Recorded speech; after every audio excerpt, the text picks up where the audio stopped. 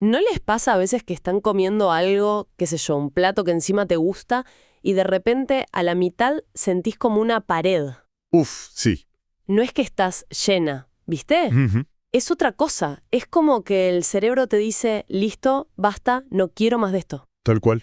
Es una sensación de saturación que uno no sabe bien cómo explicar y es hasta frustrante. Bueno, parece que no es un capricho. Para nada, hoy vamos a analizar un material que me pareció fascinante, de una fuente llamada At Sensory Eat Life. Presenta un mapa de triggers sensoriales. Y nuestra misión es esa, desglosar qué es la sobrecarga sensorial con la comida y explorar los 8 detonantes que identifica este mapa.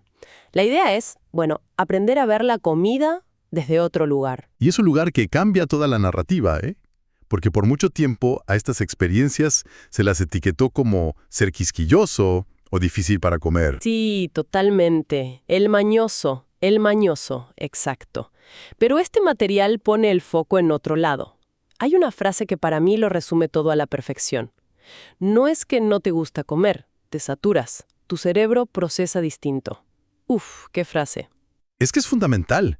Nos saca del terreno de la culpa, de la voluntad, y nos mete de lleno en la neurología, en cómo percibimos las cosas. Exacto. Bueno, dale, empecemos a desglosar esto. El mapa que tenemos acá propone un cambio de enfoque que es radical. En vez de juzgar lo que nos gusta o no, nos invita a entenderlo como una respuesta del sistema nervioso. Ajá. La fuente lo dice clarito. Identificar tus triggers es el primer paso para comer con calma. Me encanta eso, ¿eh? Comer con calma. No es eliminar comidas, sino entender por qué algo te afecta así. Para entenderlo bien, tenemos que meternos en el concepto de sobrecarga o saturación sensorial. Cuando hablamos de esto, no nos referimos a si algo es rico o feo. Claro, no es el sabor. No, para nada. Es la intensidad, la cantidad de estímulos que un alimento le tira al cerebro al mismo tiempo. Pensá en el sonido, el olor, la textura, el color, la temperatura, todo junto. Mucha información. Esta es la idea de ruido sensorial que menciona el material. Es como estar en una fiesta con 300 personas hablando a la vez. Al principio seguís una conversación, pero si suben la música y todos gritan, llega un punto que tu cerebro dice, basta. Te bloqueas. Te bloqueas. Es un mecanismo de defensa. Genera rechazo para que salgas de ahí. Con la comida pasa algo parecido. Me queda súper clara esa analogía. Y para entender de dónde viene ese ruido, el mapa da 8 puntos calientes, digamos. Empecemos por uno que a veces ni registramos, pero es potentísimo. El oído. El primer detonante es, así de simple, el sonido. Lo describe como, algunas comidas hacen demasiado ruido al morderse, y lo conecta con otro, que es casi una subcategoría. Comidas crujientes y ruidosas. Y aclara, demasiado ruido al morder igual saturación rápida. Es que es fascinante. Lo que pasa ahí es que un solo sentido, el oído, secuestra toda la experiencia. Un crujido muy fuerte es una señal sensorial súper aguda, ¿viste? Sí, dominante. Dominante, esa es la palabra. Es tan potente que te tapa todo lo demás. El aroma, los matices del sabor, quedan en un segundo plano. El cerebro le da prioridad a ese sonido, y si es repetitivo y fuerte, como comer papas fritas de bolsa, O una manzana de esas bien crocantes. esa misma, una y otra vez, te puede saturar en cuestión de segundos. Claro. Y es loco porque pienso en los videos de ASMR, de gente comiendo. Para algunos, ese ruido es placentero. Y según esto, para otros es un detonante. ¿Cómo puede ser? Excelente punto. Es que la clave es el control y el contexto.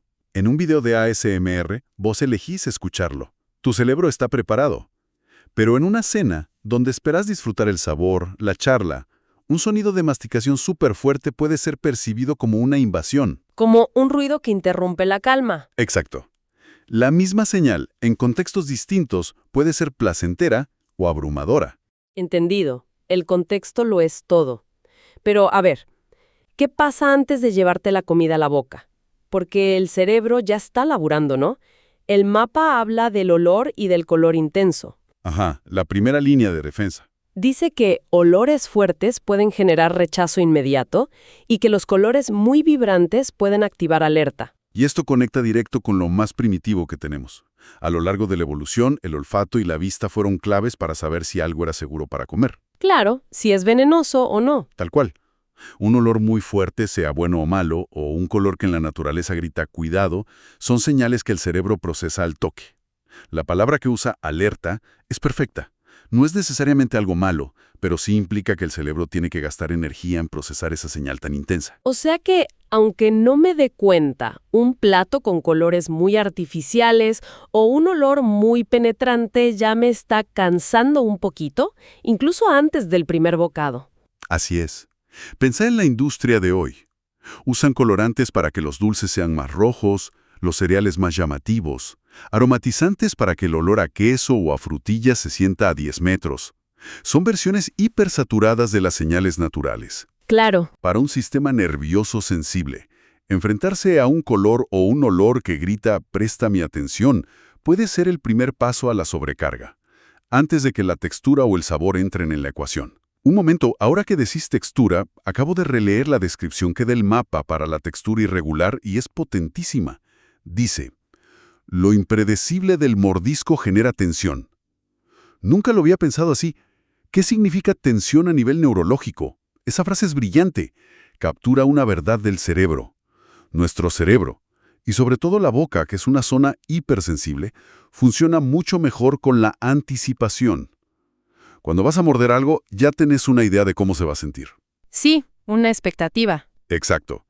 Si la textura es irregular, con partes blandas y partes duras que no esperás, como una galleta con pedazos de nuez que no viste, cada mordisco rompe esa expectativa. Es una sorpresa constante. Y eso obliga al cerebro a reevaluar todo el tiempo. Esto es duro, muerdo más fuerte, esto es blando, se desarma. Esa reevaluación constante genera una microtensión, un estado de alerta que te consume energía. Ok, entiendo lo de la irregularidad, pero el mapa menciona algo parecido, pero lo separa. La comida sorpresa. La describe como cuando la comida cambia de textura sin aviso. No es lo mismo. Parece, pero no. Es una distinción muy aguda. La textura irregular es, digamos, un caos esperado. Una ensalada con crutones. Sabes que hay una mezcla, no sabes qué te toca en cada bocado. Ajá. La comida sorpresa es cuando tu cerebro anticipa una sola cosa y se encuentra con otra totalmente distinta. El ejemplo clásico: morder una dona pensando que es solo masa y encontrarte con un relleno de crema líquida y fría. Uf, sí. O una croqueta que esperas cremosa y tiene un pedazo duro adentro. El shock sensorial es mucho mayor. Es una violación de la expectativa.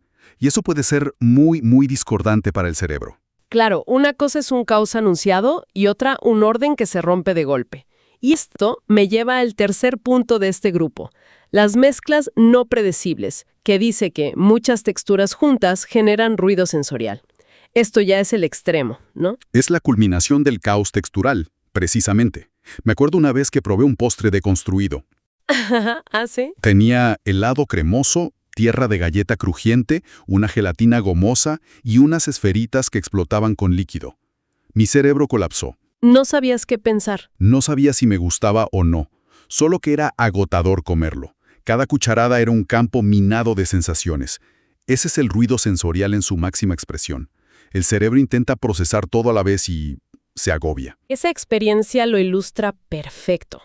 ¿Y podría explicar por qué en momentos de estrés buscamos las comfort foods? Totalmente. Un puré de papas, una sopa crema, un arroz con leche. Son comidas con texturas súper predecibles, homogéneas. No le exigen nada al cerebro. El placer está en la ausencia de ruido. Ese es un punto crucial. La predictibilidad es en sí misma un ingrediente reconfortante. Y eso nos lleva al último detonante del mapa, que es menos cognitivo y mucho más físico: la temperatura extrema. Sí, y la palabra que usa el material me pareció increíble. Dice que se puede sentir invasivo. Es perfecta esa palabra. Sí, me llamó la atención. No dice desagradable, dice invasivo. Es mucho más fuerte. Es que es el término justo, porque las temperaturas extremas activan directamente los receptores de dolor. Ah, mira, sentir algo que te quema o que te congela la boca no es solo una sensación térmica. Es una experiencia corporal abrumadora, tan dominante que te anula todo lo demás. Es una señal de alerta máxima, una invasión física que pone al sistema nervioso en modo de defensa. Aunque en la cocina a veces se juega con eso, ¿no? el sorbete helado entre platos calientes. Claro, pero volvemos al contexto. En la alta cocina, ese contraste es deliberado y es breve. Es un reset. El problema de la sobrecarga es cuando la temperatura extrema es la característica constante del plato, como un guiso hirviendo o un helado tan frío que te duele. Ahí deja de ser un juego y pasa a ser una agresión. Exacto. Entonces, si juntamos todas las piezas, el sonido, los olores, las texturas, la temperatura, la idea principal que queda y que el material subraya es muy liberadora. Lo resume en una frase: no es desagrado, es saturación sensorial. Exactamente. Y el objetivo, como dice, es entender tu alimentación sin culpa.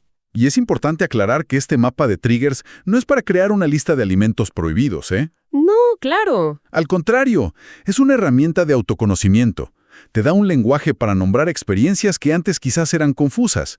Identificar si lo que te satura es el ruido o la mezcla de texturas es el primer paso para poder tomar decisiones. ¿Y qué tipo de decisiones? ¿Evitar esas comidas para siempre? No necesariamente. Quizás es modificar la preparación. Si las mezclas son un problema, servís la ensalada con los ingredientes por separado. Ah, claro. Si el ruido es el detonante, quizás esas galletas crujientes las comes a solas y no en una biblioteca. Se trata de darte herramientas para modular la experiencia, para que comer sea más calmo, más disfrutable. Creo que la idea más potente de este análisis es esa validación. La sensación de agobio con la comida es legítima, no es un capricho. Y tener un mapa de triggers como este lo confirma y te da un camino para gestionarlo sin culpas. La verdad fue un análisis revelador. Y para cerrar, me quedo pensando en algo. Si podemos mapear los estímulos de la comida así, ¿qué otras áreas de la vida que nos resultan abrumadoras podrían entenderse no como un fallo nuestro, sino como una sobrecarga sensorial? Buena pregunta. Quizá podríamos pensar en mapas de triggers para oficinas ruidosas, para interacciones sociales muy intensas o hasta para cómo consumimos noticias. La pregunta que queda flotando es, ¿dónde más estamos confundiendo saturación con desagrado? ¿Y cómo cambiaría todo si aprendiéramos a identificar esos otros detonantes?